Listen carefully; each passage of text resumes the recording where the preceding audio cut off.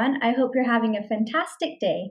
You're listening to TechFest Talks, a podcast by students for students, and I am Arushi with a brand new episode for all the science lovers and all the curious minds about diabetes with Professor Mirella Delibovic, who is the Dean for Industrial Engagement in Research and Knowledge Transfer at the University of Aberdeen and the Director of the Aberdeen Cardiovascular and Diabetes Centre. How are you, Professor Mirella? I'm fine. Thank you so much for the invitation today. Great. Now let's get started. So I understand you did your PhD at Dundee University and undertook work for your postdoctoral fellowship at Harvard University, which was on protein tyrosine phosphatases and their role in obesity and diabetes.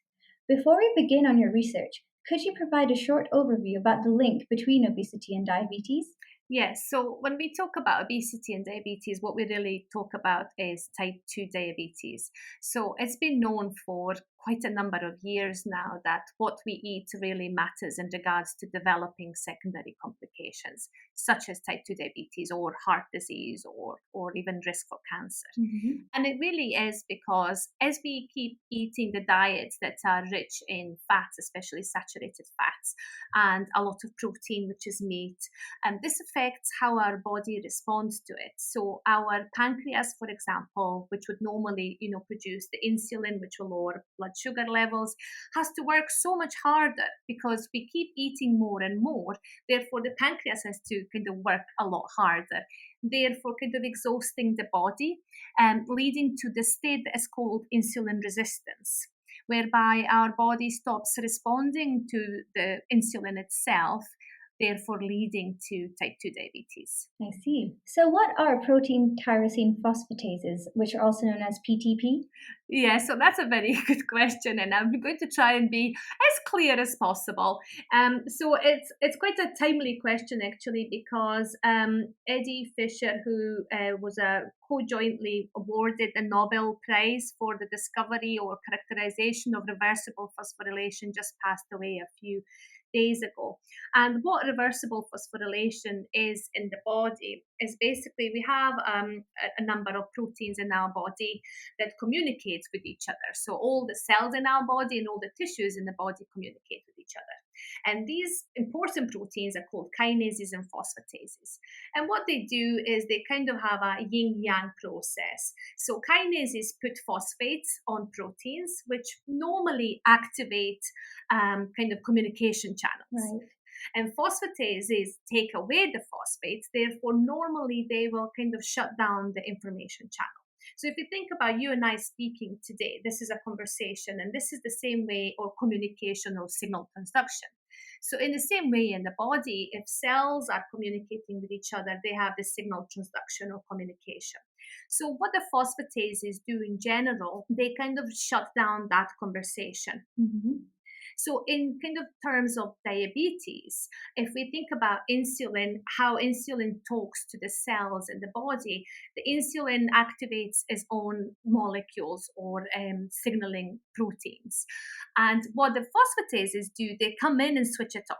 Right. So what we are trying to understand is if we can get rid of these negative regulators, can we improve diabetes? Wow, this research seems so important. I think you've kind of covered this. So how is PTP linked to diabetes and obesity then?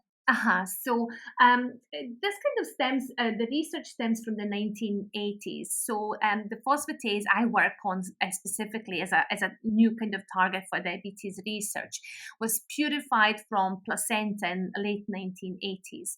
And it was found to be kind of in increased levels in certain types of cancer. But then what was found after that is not only was it elevated in cancer, but it was also elevated in type 2 diabetes, as well as heart disease.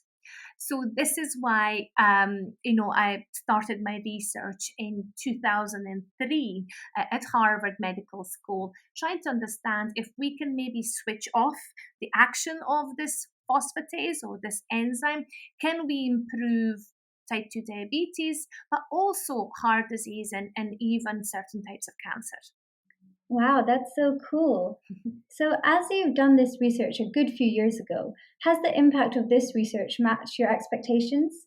So that's a really good question you asked me. So the research has started quite a few years ago, but the research is still ongoing. And that's one nice thing about science in general, that is that our research never stops. Just as we think we have found an answer to a question, it kind of unearths a whole lot of new questions that we're pursuing. So we found in early 2000s that yes, if we can kind of silence this phosphatase in our liver cells or in our muscle cells, that it would be a good way of treating type 2 diabetes. Right. But then subsequently over the years, we have found that actually if we could silence this phosphatase with drugs that would inhibit it, that we could improve atherosclerosis, for example. So it's actually an ever evolving system. And at the moment, we just got new funding to look at the possibility of using inhibitors of this enzyme for treatment of diabetic retinopathy, which is loss of eyesight due to diabetes. So the research hasn't actually stopped. It is still ongoing, and I can see it going for a while. Whoa, it's amazing to see how different treatments can find links to different diseases everywhere in the body. Yeah. In 2007, you came to the University of Aberdeen to undertake more research relating to diabetes and its complications. So, what interested you to do diabetic research in the first place? Another interesting question from you. I've always been interested in doing diabetes research from my undergraduate studies, actually, because first of all, there have been quite a few cases of both type 1 and type 2 diabetes in my family. And also, I come from Bosnia and Herzegovina, and the prevalence of diabetes is really high, probably due to kind of poor nutrition that we can see in a developed society. So I've always wanted to work on diabetes. And when I was at Edinburgh University for my undergraduate studies, there were no projects offered to do diabetes research, apart for two in my final year of studies. And they were both the GlaxoSmithKline or SmithKline Beecham Pharmaceuticals at the time. So that meant that I had to leave Edinburgh to go to the company to do the diabetes research. But I was so glad I did, because that really kind of reinforced how much I loved working on diabetes. So when I was in SmithKline Beecham at the time, FDA had just approved a new type 2 diabetes drug called Avandia. It's since been removed, actually. But the excitement that was there in the department was just amazing. So that's kind of how my path led me to doing a PhD and then doing a postdoctoral fellowship. And now I'm a professor in diabetic medicine. So that's my journey through diabetes. And it's still ongoing. That's so nice to hear that you managed to work and you're still working in things that are close to you. Yeah, that's a lovely thing about being a scientist. Mm-hmm. So now you're researching about a molecular link between diabetes and Alzheimer's disease. So how are they interlinked? So one of the things that is really important if you're a scientist and interested in science in general is not only to go to presentations and talks in your own field, but also go to presentations that you think have nothing to do with your field. So I went to a presentation that was all about Alzheimer's disease and neurodegenerative disorders. And one of my colleagues, Professor Bettina Platt, who is a translational neuroscientist, gave a really interesting talk about their Alzheimer's preclinical models. But all the proteins she kept talking about were actually proteins I was interested in from the diabetes side. So at the end of the presentations, when we had coffee, I approached her and I said, have you ever looked at diabetes in these models? And she said, no. And actually, that's how the collaboration started. And what we had discovered, and there was a whole field of scientists working on this link between Alzheimer's disease and diabetes. And there have been big human studies in California and Rotterdam as well, to show that patients who have Alzheimer's disease have really high prevalence of metabolic disorders associated with type 2 diabetes. And everybody appears to be looking for this missing link. What is the molecular signal that kind of links diabetes to Alzheimer's? So we've spent now quite a number of years trying to understand that as well. This variety is so exciting. It's absolutely great how you managed to make those links, as diabetes and neurological disorders really don't seem to be related at first glance. Yeah, so at first glance they don't, but then when one starts looking at things, there have been studies in the United States where intranasal insulin application, for example, had been shown to improve cognition in people who had mild cognitive disorder, and not only Alzheimer's. When we think about Huntington's disease as well, there are some of molecular links again that are linked to metabolism. So as I say, it's all communication, just like you and I are speaking in English at the moment. Right. Cells speak in a different language as well. And, there are communication channels and different things that connect them up. And if one is either overstated or if one is gone, that can actually lead to pathology, not just in one disease, but several different diseases. Wow, that's a beautiful analogy. So, you have done so much research and gained so much education. What has been your motivation to continue learning? Well, I came to Scotland in 1994 and I came from Bosnia and Herzegovina in the middle of the Bosnian War. And even in the war zone, those 2 years I lived in a war zone, I went to school every day and the shelling was on. And I still remember one day a shell landed on our school and we just continued with the lessons. I think that desire to learn is just so strong in all of us, but certainly is definitely strong, very much so in me. So to continue my education, in the end, I had to leave Bosnia and I came to Scotland. And I just felt like I'd been given this opportunity to learn and educate myself, but also educate others. And I don't think that will ever go away, to be honest. That is so inspirational. Thank you. So, since you've conducted research in America and in Aberdeen, what differences have you noticed? So, for example, within the infrastructure, the work culture, or support systems? Yeah, big differences. I definitely have to say. So, when I first moved to the States in 2003, I was absolutely overwhelmed by, Harvard Medical School is really a city by itself. Mhm. I would say it's probably the size of Aberdeen. I mean, that's exaggeration, but it's massive.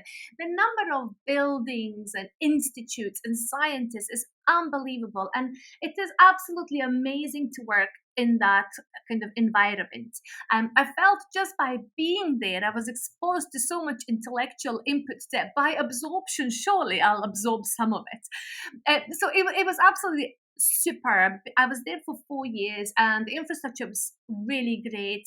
Equipment was great. People were lovely, I have to say, who I worked with. But when I moved to Aberdeen, there were also massive advantages about being in Aberdeen. The university is obviously not as big as Harvard Medical School, but everybody's so collaborative. So, for example, in Boston, if I wanted to do an experiment, I needed to pre book a piece of equipment. A lot of my colleagues would have to book equipment between 2 o'clock in the morning and 5 o'clock in the morning because it was the only time that it wasn't being used. While here, I can easily get equipment access during normal working hours, and research culture is so much better. Mhm. People are really kind of engaged. You're not expected to work 24/7. There is kind of that recognition that to be a good thinker and a good scientist, you do also need to take a break. So I think there's a really good balance being back in UK, kind of between the work-life relationship. So each one has its positives and negatives, and I think it's really important. And I would recommend it to everybody to work in both environments and just see which one you enjoy better. And you'll also learn a lot from doing both. Wow, so there's pros and cons of all places. And it's so true that international workplaces vary by so much. Yeah, yeah. So, you participate in national funding committees. What are your views on the level of funding for diabetic research today? Yes. So a lot of the diabetes research really depends on being funded by charities such as Diabetes UK or Diabetes Wellness and Research Foundation. I just feel that there should definitely be a lot more investment in diabetes research from the government. So, all these charities are not very big charities. So the money that comes to them is by people running marathons and doing bake sales, etc., which has been a disaster in COVID. Mhm. The funding has completely plummeted. When we think about also British Heart Foundation, the shops being shut for so long. So I do feel that we should definitely have a lot more investment, because these diseases are only increasing. They're increasing exponentially, and they have been increasing for the last few decades. So I do feel strongly that we should have a lot more investment into kind of understanding the causes of the disease. Because if we can actually treat the disease before it's properly set in, then we don't have to pay later on for the complications. So at the moment, the amount of money that the NHS has to spend on the complications that are associated with diabetes and being overweight and obese are ginormous. Right. So I hope my opinion is quite clear that there should be a lot more money in research and kind of discovery research area. Yeah, that's very clear actually. So research is more like an investment to prevent costs for the future then. Absolutely, absolutely. I don't think we should get to the stage where we have to be treating, the complications. If we can get there early, not only will we save money on healthcare, but we'll improve people's lives. We'll improve the lives of the family who live with the patients and have to take care of them. And there are so many things at play. Wow. So could you please explain your current role as the Director of Aberdeen Cardiovascular and Diabetes Centre? So yeah, I think the name says it all. We are a group of scientists, so discovery scientists and clinical scientists working together with our early career researchers to really try and kind of implement what we find at the bench side, back to bedside, and then back again. So the whole vision behind creation of the centre was to have an impact on patient lives. Mm-hmm. And education and how we diagnose people in the first place. So in 2018, we created the center where we brought together all of us under one umbrella. And what that meant is that it's given us a really strong voice and the direction of where we are and where we want to go. So we take on board kind of patient feedback. What do patients suffer from? What is a real problem, and how can we then come together to answer that? So it's allowed us to go to kind of larger funders as well and say, here are a number of us, 30 principal investigators who are working on this aspect or that aspect of diabetes and as well as heart disease. How can we help you deliver better kind of treatment, diagnosis, and ultimately, improve lives of patients? So it has been a big initiative which has grown over time, but it's only grown because everybody's invested in it. Whoa, so would you say your impact is more local or global? Well, we started off by having a local impact and then trying to have an impact in the Northeast. So, for example, we had a recent initiative last year where we tried to come together with the University of Dundee Medical School to go for a larger bit of having doctoral training centres so that we can train future researchers on diabetes and heart disease. So, we've started from Aberdeen, now Northeast, and the idea is that our research is actually global. So, everybody within the center publishes research that is peer reviewed internationally, and actually what we find and disseminate is important worldwide. So I'm hoping that what we are doing at the moment is not just limited to the local area, but actually is kind of global. And that has been a nice thing about being able to do these kind of virtual presentations, etc., so that our students as well can get that exposure back from global presentations and take that into kind of their labs in Aberdeen and then do further research. It would be amazing to have your work go international then, I imagine. Yeah, absolutely. Yeah. So, as you are an advocate for increasing public interaction within research and academia, what tips do you have for secondary students like me to get involved with such exciting research? Well, to start with, I think you're doing an amazing job doing this podcast and doing Explorathon'. This is exactly what students should be doing to kind of engage better and become, part of this culture that we're all in. But I very often, or pre-COVID, took in students from secondary schools. They normally came in through Aberdeen City Council, kind of, the weekly placements that are normally done, I think S3 or S4. So that's kind of the best way to find a laboratory, to do some kind of research experience. It's normally a week to see how much you like it and which aspects you like and which aspects you maybe don't like. Mm-hmm. I would also suggest for students to be proactive and kind of look up on our website and see what we do, and then see if they, if you can actually get a bit of work experience. There's nothing better than getting a little bit of work experience, first for your CV, and secondly, to kind of make those career choices. Wow, these opportunities seem so beneficial, and you've given great tips. I'll be sure to implement some of those. Good. So, if you could invent something new to help people manage diabetes, what would it be? Yeah, that's a really tricky one. Thinking about it and what's going on at the moment. So we've had a lot of progress over the past several decades, from injecting with metal needles, sorry, to actually having continuous glucose monitoring, insulin pumps, or artificial pancreas. So all of these things are evolving already. But what looks quite exciting, and what I would love to happen, is the new vaccine against type 1 diabetes. So the new research, kind of the way is going, is all looking at the role of the immune system and how our immune system responds and is important in development of type 1 diabetes. So if I had my magic wand, I would love to accelerate the efforts that are currently underway to come up with a vaccine to actually prevent type 1 development.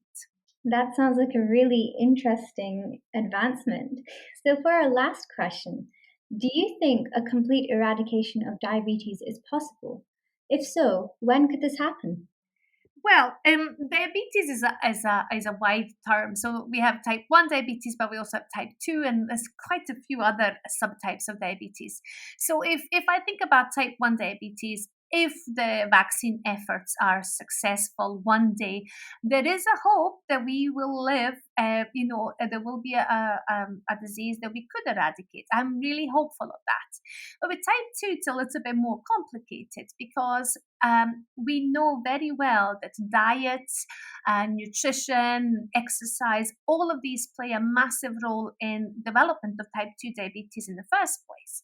So if we were to listen to the advice that we are given in regards to increasing our exercise levels, improving what we eat less but healthier, or eat the same amount but healthier, that should actually have a direct impact on type 2 diabetes itself.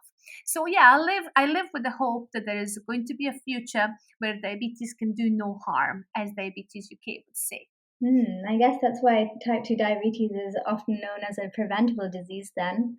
So in a lot of cases, about 80% of cases, it has been shown that diet and exercise, if we improve those, we could actually normalize glucose levels.